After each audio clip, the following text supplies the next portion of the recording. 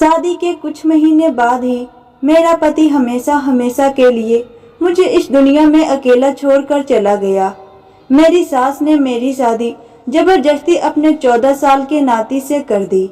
मुझे लगा यह बच्चा है, मैं इसे समझा बुझाकर घर से भाग जाऊंगी, पर जिसे मैं बच्चा समझ रही थी वह तो मेरा नाम पल्लवी है। मैं बहुत सुंदर थी। मैं बहुत छोटी थी जब माँ मुझे और पापा को छोड़कर घर से भाग गई थी। कुछ समय पापा ने मुझे संभाला, पर बाद में उन्होंने अपना अकेलापन दूर करने के लिए दूसरी शादी कर ली। मैं 23 साल की हो चुकी हूँ और एक पढ़ी लिखी और समझदार लड़की हूँ।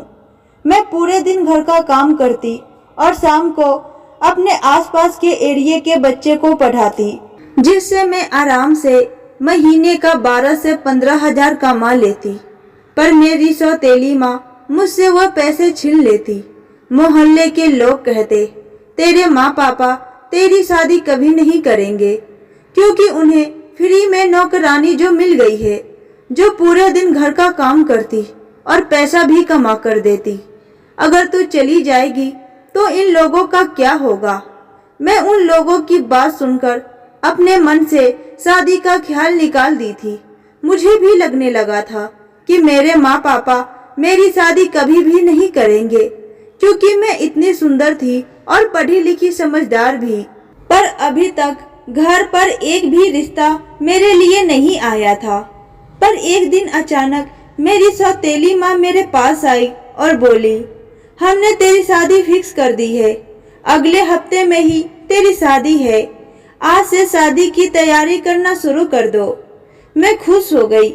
मैंने तो सोचा था कि मेरे माँ पापा कभी भी मेरी शादी नहीं करेंगे।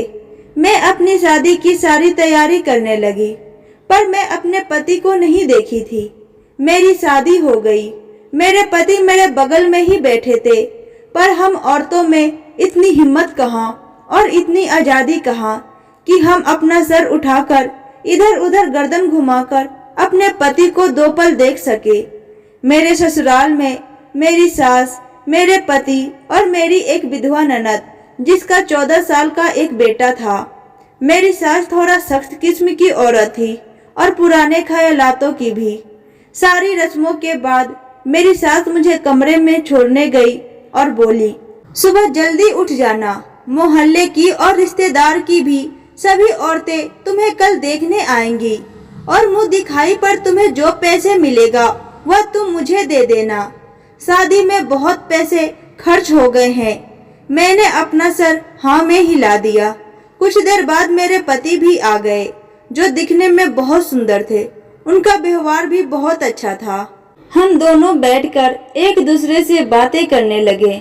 मैं उनसे उनके परिवार के सदस्यों के बारे में पूछने लगी, क्योंकि अब इस घर को मुझे ही संभालना था। अगर मुझे सबकी आदत, पसंद नापसंद पता रहेगा तो मैं ये अच्छे से संभाल सकूंगी। मेरे पति ने कहा, मैं इस दुनिया में सबसे ज्यादा 2 लोगों से प्यार करता हूँ, एक मेरी माँ और दूसरा मेरा भांजा।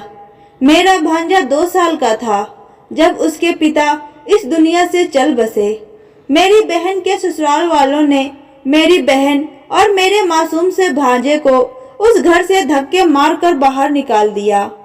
तब से मेरी बहन हमारे पास ही रहती है और तब से मैं देव को अपना भांजा कम बेटा ज्यादा माना है।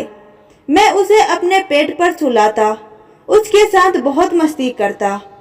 कभी भी मैं उसे बाप की कमी महसूस नहीं होने दिया। उसके एक फरमाइश पर हर चीज उसके सामने लाकर रख देता। और मैं तुमसे भी चाहूंगा कि तुम मेरी माँ और मेरे भांजे को बहुत प्यार करो। मेरी माँ अब बुढ़ी हो गई है और घर को संभालते संभालते थक गई है। अब तुम्हें इस घर को संभालना होगा और मेरी माँ की सेवा करनी होगी। मैंने कहा, आप बेफिक्र रहिए, आपकी माँ मेरी भी माँ है और आपका भांजा वह तो मेरे लिए मेरे छोटा भाई जैसा है। आप फिक्र मत कीजिए, मैं आपको शिकायत का कोई मौका नहीं दूंगी। मेरे पति मुस्कुरा दिए। अगली सुबह मैं जल्दी उठी और तैयार होकर कमरे से बाहर निकली तो देव बाहर ही बैठा था। वह मुझे देखकर बोला, बहुत सुंदर लग रही हैं। मैं मुस्कुरा दी। वह मेरे साथ बैठकर बहुत सारी बातें करने लगा और फिर बातें करते करते वह कुछ ऐसी बातें करने लगा जो मैं सोच भी नहीं सकती थी। वह बोला, आप और मामा पूरी रात क्या कर रहे थे? मैं हिचकिचाते हुए बोली, बातें कर रहे थे। फिर देव बोला, पर आप लोग तो जल्दी सो गए थे। मैंने देखा था आपकी कमरे की लाइट बहुत जल्दी बंद हो गई थी।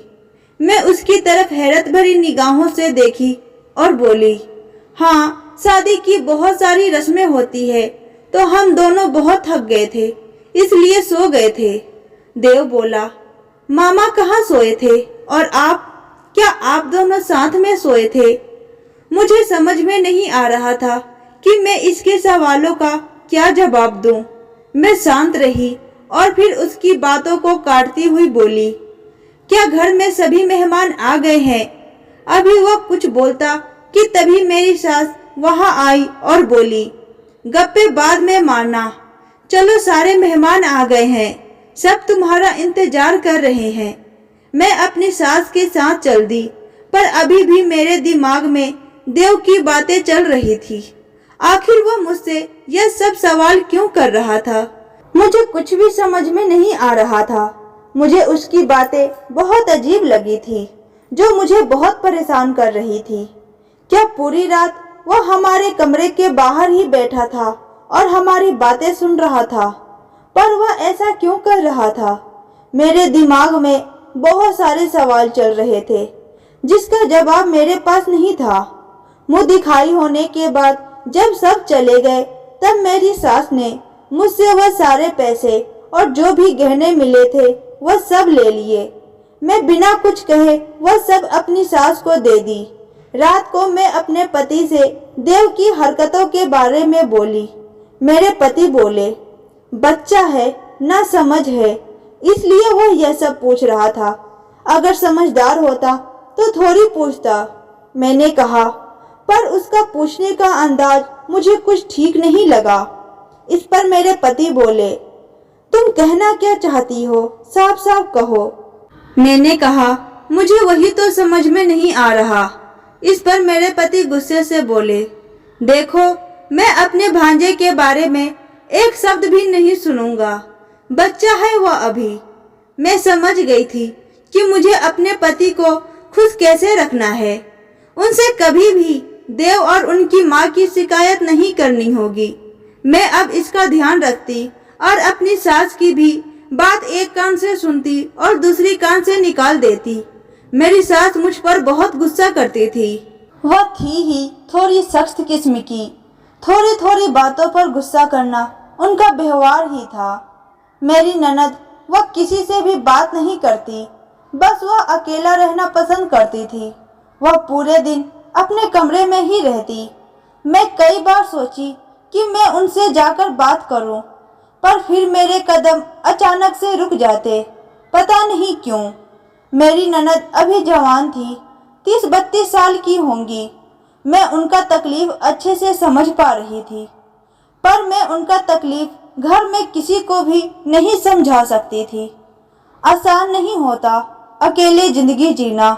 उन्हें भी कोई सहारा चाहिए था जो उन्हें समझे, उनका साथ दे। पर मेरी सास अपनी बेटी का तकलीफ नहीं समझ रही थी। मेरी सास तो मुझे यहाँ तक कह देती कि आते ही तुमने मेरे बेटे को अपने बस में कर लिया, पूरे दिन अपने इशारे पर नचाती हो। मैं अपनी सास से ज्यादा तो नहीं बोलती, पर इतना जरूर कह देती थी, माँ जी, मैं क्या करूं? अगर आपके बेटे मेरे दीवाने हैं तो। मेरे पति मुझसे बहुत प्यार करते थे। वो हमेशा मुझे घुमाने ले जाते, मुझसे बहुत प्यारी प्यारी बातें करते, मूवी दिखाते, जो मेरी सास को बिल्कुल भी अच्छा नहीं लगता था। और वह इस चीज के लिए हमेशा मुझे डांट लगाती, पर वह कभी भी अपने बेटे को कुछ नहीं कहती। मेरी जिंदगी ऐसे ही चल रही थी, हंसती खेलती। मेरी शादी का पहला सालगिरह आने वाला था कि अचानक मेरे पति की गाड़ी का एक्सीडेंट हो गया और वह इस दुनिया से चल बसे। हम सबको तो इस बात पर बिल्कुल भी विश्वास नहीं हो रहा था और हम सब भगवान से यही दुआ कर रहे थे कि यह खबर झूठी निकले। पर जब मेरे पति की लाश घर पर आई तो हम सब की जान निकल गई थी। मैं, मेरी सास और मेरी ननद दहाड़े मार मार कर रो रही थी। पर अब कर ही क्या सकते हैं, जो होना था वह तो हो गया। मेरी सास मुझे बहुत ताना मारती, तू बहुत अपशगुनी है, तू मेरे बेटे को खा गई, तेरे ही वजह से आज मेरा बेटा इस दुनिया में नहीं रहा। अब कौन हमें कमा कर खिलाएगा, कौन हमारा सहारा बनेगा। इतना कह कह कर मेरी सास फूट फूट कर रो रही थी। मुझे उनका दुख समझ में आ रहा था, पर वह मेरा दुख नहीं समझ रही थी। मेरे पर क्या बीती है मैं कैसे समझाऊं। मैं भरी जवानी में विधवा हो गई थी। पति का छाया मेरे सर से हट गया था। मेरी मां गुजर गई थी। अब मेरी जिंदगी किस काम की रही। मैं अपने माँ पापा के पास फोन की कि वह लोग मुझे यहाँ से अपने पास ले जाए। मेरे माँ पापा ने कहा, ठीक है हम आएंगे तुम्हें लेने, पर अभी नहीं, तुम्हें कुछ समय वहीं पर रहना होगा। मैं खामोश हो गई और करीब 4 महीनों तक रोज अपनी सास की ताना सुनती रही। घुट घुट कर मैं उस घर में जी रही थी। मैं रोज अपने पति को याद करके कहती कि आप मुझे यहाँ अकेला छोड़कर क्यों चले गए, मुझे भी अपने साथ ले गए होते, मैं आपके बिना कैसे जीऊं। पर मेरी सुनने वाला कौन था, कोई भी तो नहीं। एक दिन मेरे माँ पापा मेरे ससुराल आए और मेरी सास से मुझे ले जाने के लिए बोले। इस पर मेरी सास भड़क गई और बोली, नहीं, हम इसे नहीं जाने देंगे। अगर यह चली जाएगी तो हम सबको कमाकर कौन खिलाएगा, हम सबका सहारा कौन बनेगा। मेरे माँ पापा और मेरी सास में बहुत बहस हुई। मेरी सास ने फोन करके अपने कई रिश्तेदारों को बुला लिया जो लड़ाई झगड़ा करने में बहुत आगे थे। उन रिश्तेदारों में से एक ने कहा, अगर तुम इसे अपने साथ रखना चाहती हो तो इसकी अपने घर के ही किसी मर्द से शादी कर दो। पर इस घर में तो मर्द बस एक ही था, जो कि मेरी ननद का बेटा देव था। पर वह तो अभी बच्चा था, उससे शादी कैसे हो सकती है। मेरी सास ने मना कर दिया। इस पर उन रिश्तेदार वालों ने कहा, तो कौन सी तुम्हारी बहू बुढ़ी हो गई है, अभी उसकी उम्र ही कितनी है। अगर तुम्हें अपने घर में इसे रखना है तो तुम्हें इसे अपने नाती से शादी करनी ही होगी। मुझे कुछ भी समझ में नहीं आ रहा था। आखिर मैं अपने भांजे से शादी कैसे कर सकती थी, जिसे मैं अपना भाई और मेरे पति ने अपना बेटा माना था। मैं यह शादी नहीं करना चाहती थी, पर मेरी सास जबरदस्ती मेरा बाल पकड़कर मुझसे हाँ करवाई। मेरी माँ ने कहा, चलो अच्छा ही है, अगर हम इसे अपने साथ ले जाते तो कौन सा इससे कोई शादी करता। एक विधवा लड़की से कोई भी शादी करना नहीं चाहता। अगर इसका यहीं पर घर बसता है तो इससे अच्छा क्या होगा। वह मेरे पापा को इधर उधर की बातें करके मना ली। मेरे पापा भी हाँ कर दिए और मैं चुपचाप सब देखती रह गई। मेरी सास ने जबरदस्ती मेरी शादी देव से कर दी, जिसे मेरे पति ने बेटा माना था। अब वो मेरा पति बन गया था। जब मेरी सास मुझे देव के कमरे में ले गई तो मैंने साफ मना कर दिया देव के कमरे में जाने से। मैंने कहा, आप लोगों ने जबरदस्ती भले ही मेरी शादी देव से कर दी हो, पर ना तो मैं उसे अपना पति मानती हूँ और ना ही मैं उसके साथ रहूंगी। इतना कहकर मैं वहां से अपनी सास को धक्का देकर अपने कमरे में चली गई। मैं अपनी जान देने की भी कोशिश करती, पर यह लोग मुझे मरने भी नहीं देते।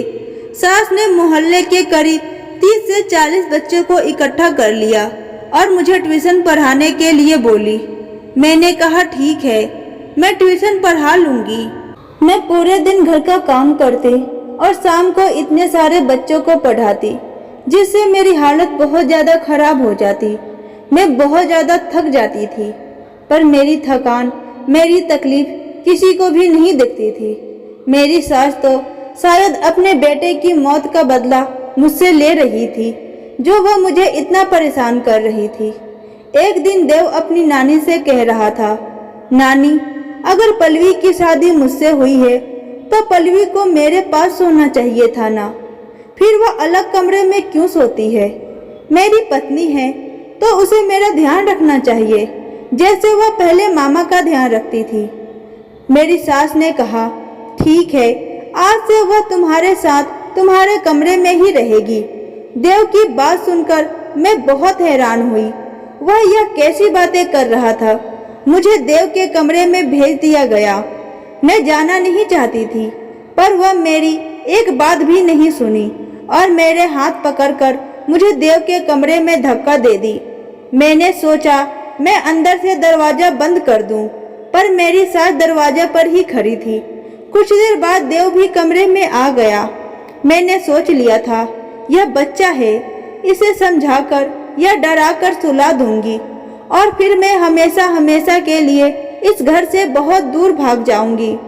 मुझे नहीं पता मैं कहाँ जाऊंगी, पर मैं अपने भांजे के साथ शादीशुदा जिंदगी नहीं जी सकती। मेरी आत्मा मुझे इसकी अनुमति नहीं दे रही थी। देव कमरे के अंदर दाखिल हुआ और दरवाजे को बंद कर दिया। मैं देव को सुलाने की कोशिश करने लगी, पर देव मुझे घूर कर देखने लगा, जैसे कि आज तक किसी ने भी मुझे नहीं देखा था। थोड़ी देर देखने के बाद वह खींचकर मुझे एक थप्पड़ मारा और बोला, पागल औरत, तुम्हें इतनी भी तमीज नहीं कि अपने पति से किस तरह पेश आया जाता है। मैं हैरत से उसकी तरफ देखने लगी और बोली, अभी तुम बच्चे हो और तुम यह कैसी बात कर रहे हो? अभी तुम्हारे दूध के पूरे दांत भी नहीं गिरे और तुम पति बनने की कोशिश कर रहे हो। इस पर देव गुस्से से मेरा हाथ पीछे की तरफ मोड़ा और बोला, मैं तुम्हारे लिए अपने मामा को मार दिया। मैं देव की तरफ गुस्से से देखी और बोली, यह तुम क्या बोल रहे हो? देव बोला, हाँ, जब मैं तुम्हें पहली बार देखा था तो मैं तुम्हें अपना दिल दे बैठा था। मैं तुम्हें मामा के साथ नहीं देख सकता था। जब भी तुम उनके साथ रहती, उनसे हंस हंस कर बातें करती और वह तुम्हें टच करते तो मेरा खून खौल जाता था। मैं नहीं चाहता था कि मेरे सिवा कोई भी तुम्हें टच करे, इसलिए मैंने प्लान बनाकर एक दिन मामा की गाड़ी के ब्रेक वाली तार को काट दिया, जिससे कुछ दूर जाने के बाद उनका कंट्रोल गाड़ी से छूट गया और वह मेरे सोचे समझे प्लान का शिकार हो गए। अब मुझे तुमसे शादी करनी थी, इसलिए मैंने वह रिश्तेदारों को पैसे देकर कहा था कि कुछ भी करो, पर ऐसा करना कि मेरी शादी तुमसे हो जाए, और उन लोगों ने वही किया। मैं तुम्हारे लिए इतना सब कुछ किया और तुम हो कि मुझसे दूर रहना चाहती हो। क्या मैं तुमसे दूर रहने के लिए यह सब किया है? देव की बातें सुनकर मेरा खून खौल उठा और मैंने उसको खींचकर एक थप्पड़ मारा और उसे धक्का देकर मैं कमरे से बाहर भागी। मैं आवाज लगाकर अपनी सास और अपनी ननद को इकट्ठा कर ली और बोली, मेरे पति को देव ने मारा है। उनका कोई एक्सीडेंट नहीं हुआ, बल्कि देव की सोची समझी साजिश थी। पर मेरी सास, मेरी ननद ने मेरा बिल्कुल भी विश्वास नहीं किया। उन्होंने सोचा मैं देव से शादी नहीं करना चाहती थी और अब मैं उसके साथ नहीं रहना चाहती हूँ, इसलिए मैं यह सब बातें कर रही हूँ। उन लोगों पर मेरी बात का कोई असर नहीं पड़ा और वह लोग चुपचाप अपने कमरे में चले गए। देव मेरा हाथ पकड़कर मुझे घसीटता हुआ कमरे के अंदर लाया और बोला, तुम्हारी बात पर कोई भी विश्वास नहीं करेगा, कोई भी नहीं मानेगा कि मैं अपने बाप जैसे मामा को मार सकता हूँ, समझी? तो आगे से ध्यान रखना। मैं ना चाहते हुए भी देव की बात मान रही थी, क्योंकि मैं देव को इतनी आसानी से नहीं जाने देना चाहती थी। मैं उसे उसके किए की सजा देना चाहती थी। मैं उसके खिलाफ एक एक सबूत इकट्ठा करना शुरू कर दी।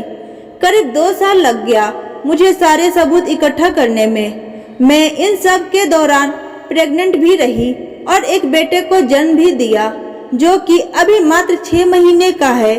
मैं सारे सबूत इकट्ठा करके पुलिस के पास गई और पुलिस को सारी बात बताई और सबूत दिखाई।